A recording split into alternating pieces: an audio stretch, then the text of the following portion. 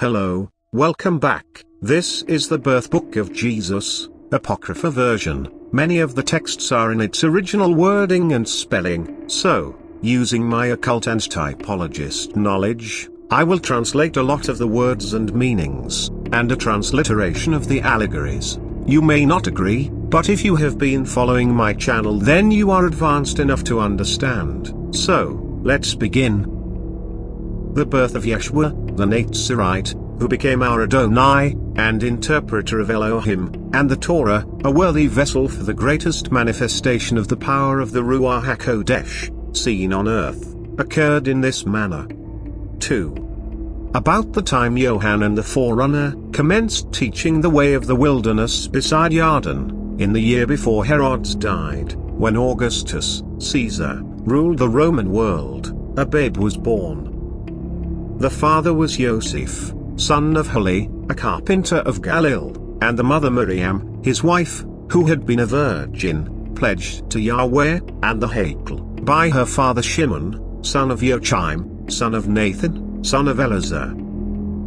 Typology. First, Augustus Caesar, Roman emperor from 27 BC, until his death in 14 AD, second, in the year before Herod died, reigned 37 BC, until his death in 4 AD, 3, date of Jesus' birth, 3 AD, 20th March, on the vernal equinox.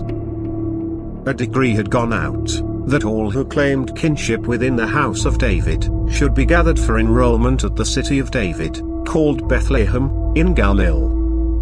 Therefore Joseph, being rightfully born into the stock of David, took the scroll of his parentage, and went to Bethlehem, so his kinship could be established.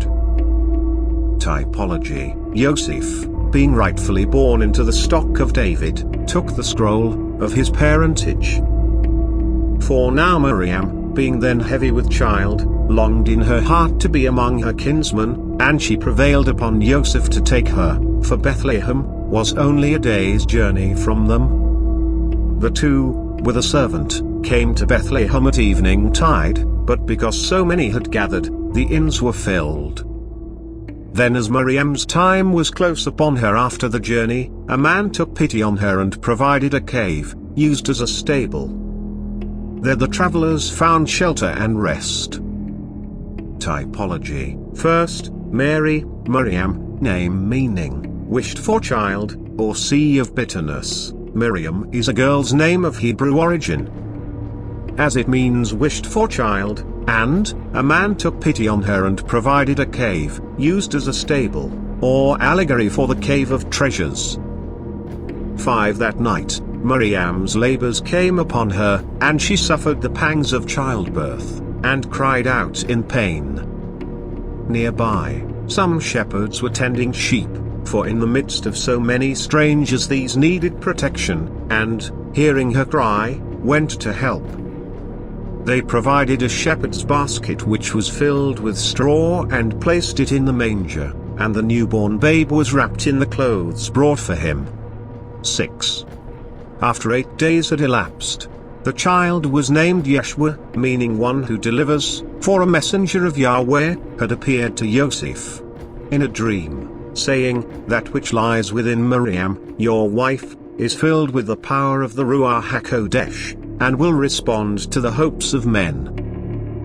Typology. The child was named Yeshua, meaning one who delivers, for a messenger of Yahweh, is to mean, Yeshua, Jupiter, is the messenger of Yahweh, the sun.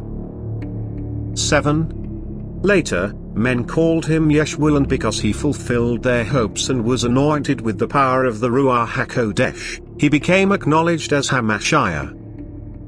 Typology. Hamashiach means the anointed one, Hamashiach, or the Messiah, and Ruach HaKodesh means the Spirit of the Messiah, Spirit of the truth. 8. Now, the stable was against a hill, behind an inn where sages from the east were staying, men of Sastera, wise in the books, of the Shemaim, and of Nimrod, who carried the stake of fire. So, Joseph sent for them, requesting they come and foretell the child's future, for such was the custom. 9. One of the sages said, "It is strange indeed, for this child is born under no usual star, but under one that is a star, in appearance only and not in nature, having a power, not in other stars. He is destined for greatness, and will motivate events, touching the lives of all men." Typology: one that is a star, in appearance only. This means the morning stars, which are the planets at sunrise, or sunset, which look like stars, in appearance only. 10 When word of this was passed around, there was much excitement among those belonging to the house of David. And many, remembering the nebula of Johanan, for they had passed his way, wondered in their hearts, "Is this not he for whom we wait, the consolation of the Yehudim, and deliverer of men?" This displeased the people of Bethlehem, who awaited another deliverer. 11 When the sages spoke of the matter at their journey's end in Jerusalem, and word came of the excitement among those of the house of David in Bethlehem, there was great consternation among the Kohanim and learned men. They tried to discover where the babe was, but the sages answered, deviously, and said, "His star points towards the east." Typology: they tried to discover where the babe was, but the sages answered, deviously, and said, "His star points towards the east." First, to mean, the star rising in the east was a complete and total lie. The sages answered, deviously, they lied about a star from the east.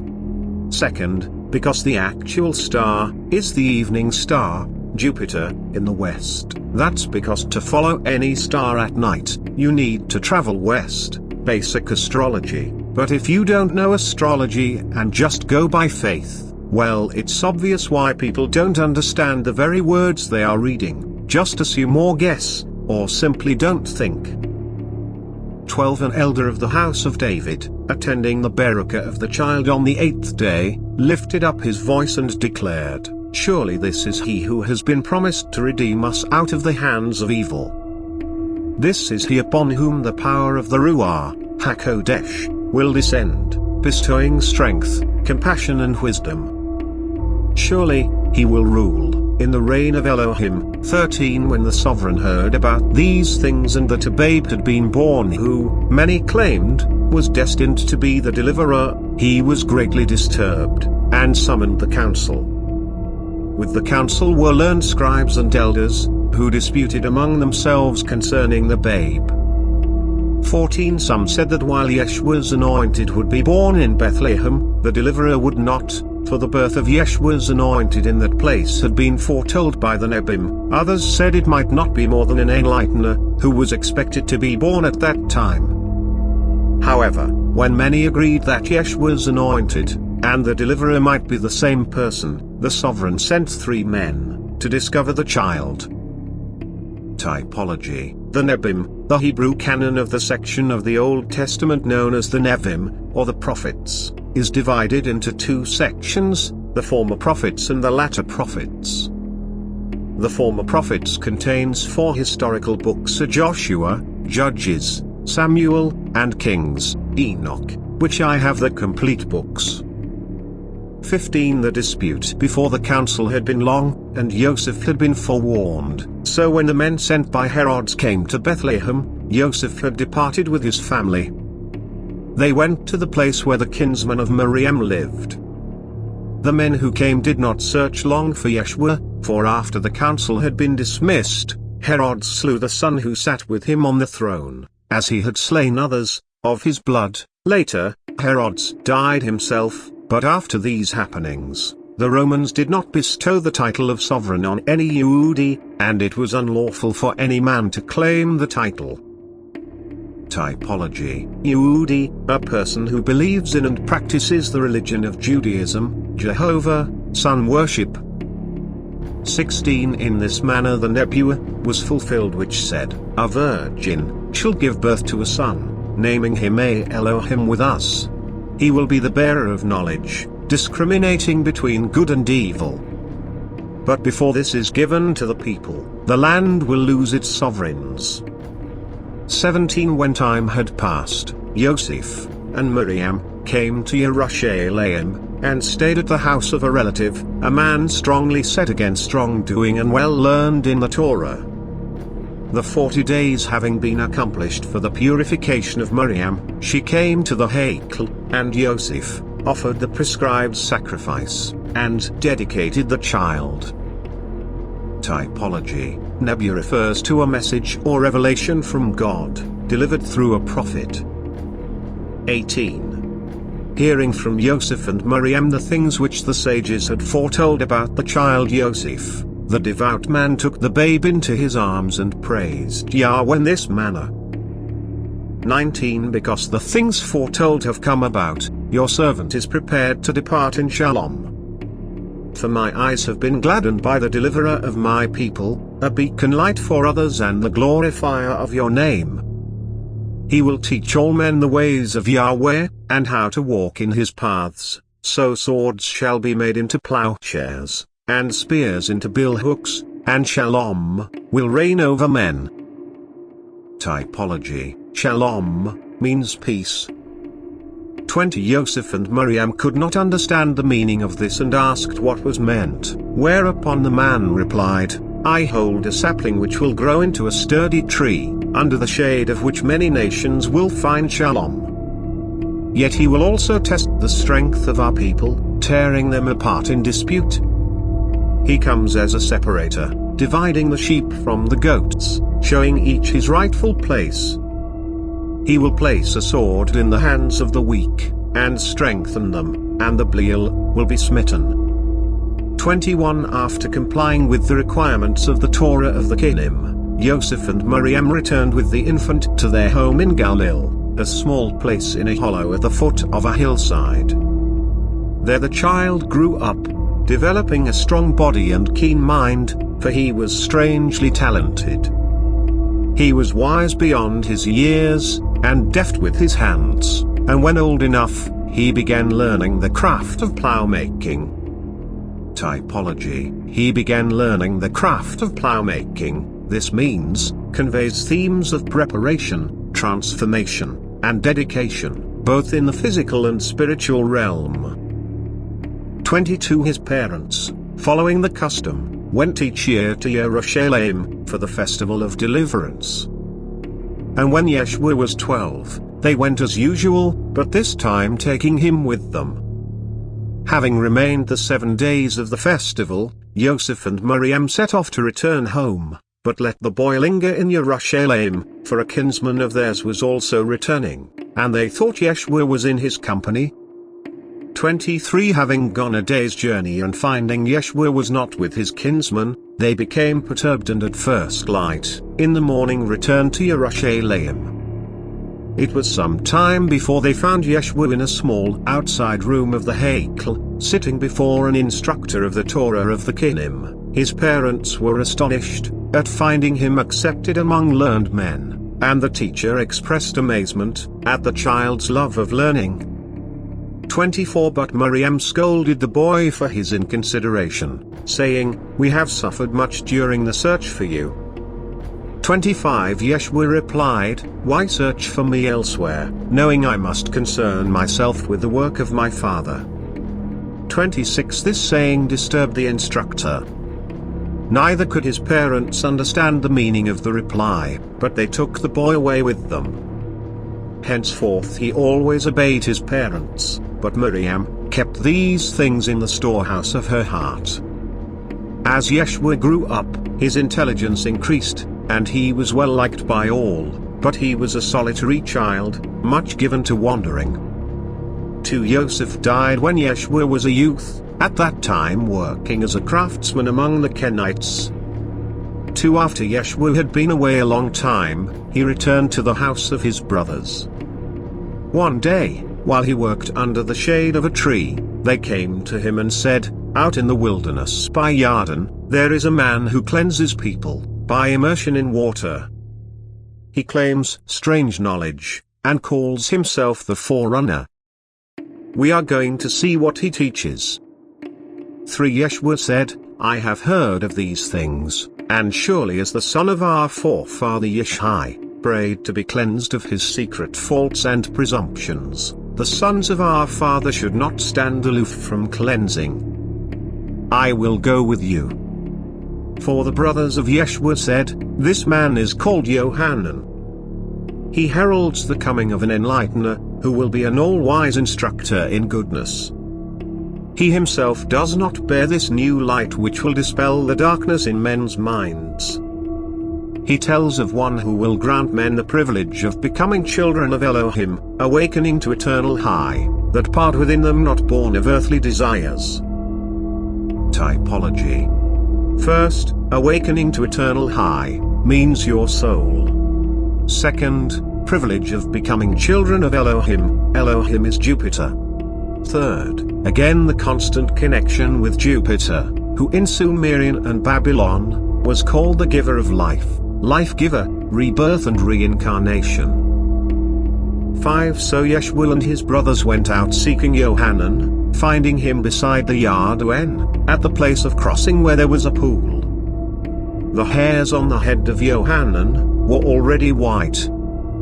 6. Yohanan, seeing Yeshua among those gathered about him, said, Look, all of you here, he is, a man in whom there is no guile, the true Lamb of Elohim, the one we await.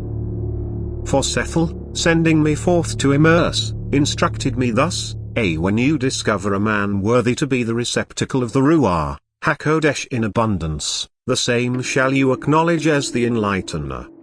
7. Hearing these words, Yeshua joined with those to be cleansed.